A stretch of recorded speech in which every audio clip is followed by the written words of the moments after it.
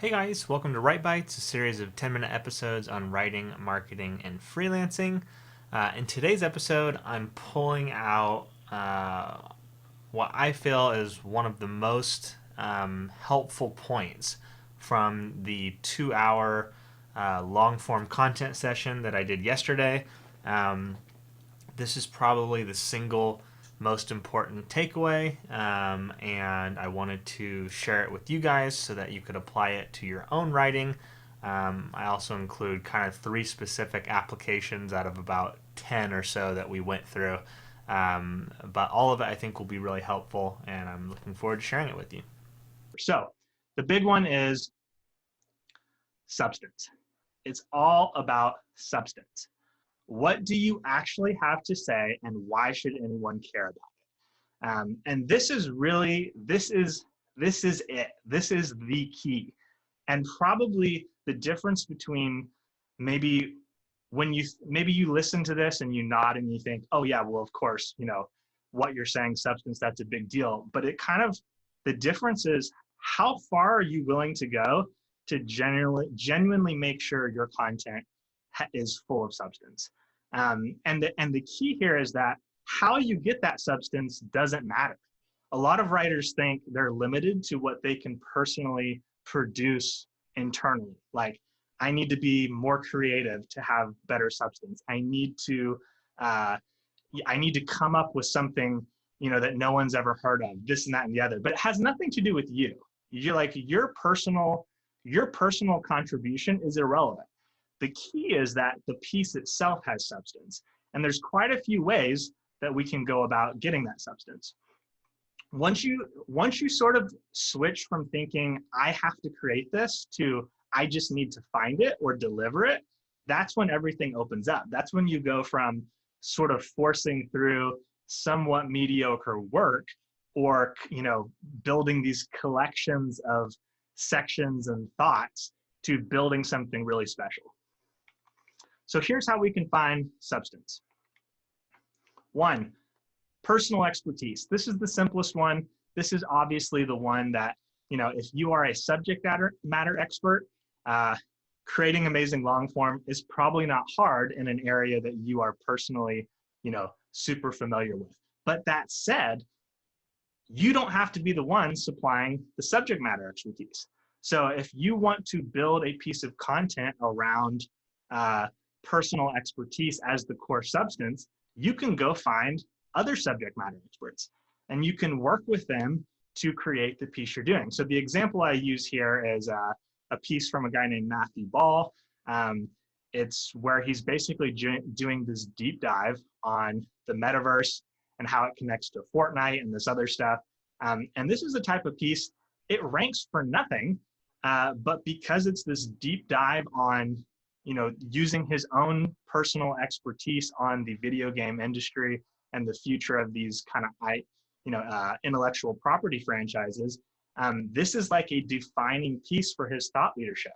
Most people who think of him have read this article, and it kind of connects, when they're interacting with him on Twitter, this is in the back of their mind. This piece is like, this core piece is something that they connect to him. So again, this is one way we can go find substance, and it doesn't have to come from you personally.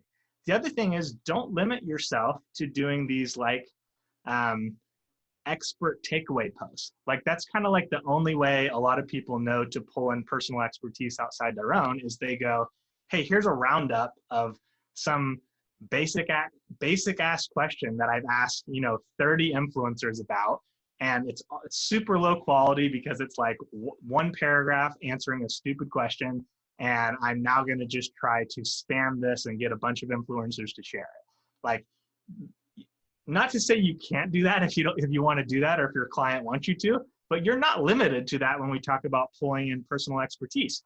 You can do like a full partnership with a subject matter expert where they work with you throughout the whole piece, and they share various thoughts throughout an entire piece of content.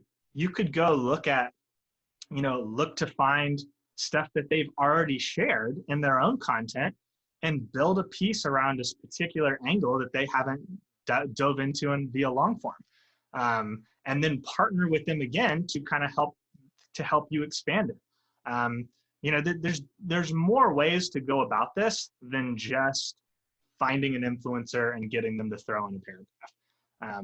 And again, this is kind of that first source of bringing substance into a post that's beyond just baseline rehashed thoughts. Another method is personal story. So the idea here is, here's a story about something that happened to me and what you can take, can learn from it. And the great thing about personal story is that it doesn't need to be really connected to expertise. It can just be like, hey, this happened to me, here's what I learned. And people are very unresistant to personal takeaways from things that have been learned through personal experience. So the example I use here is, I know I'm cutting, here we go, the 3 sides of risk. So this is a post from a guy named Morgan Housel. He's an investing, he basically has a investing fund, and his distribution is Twitter.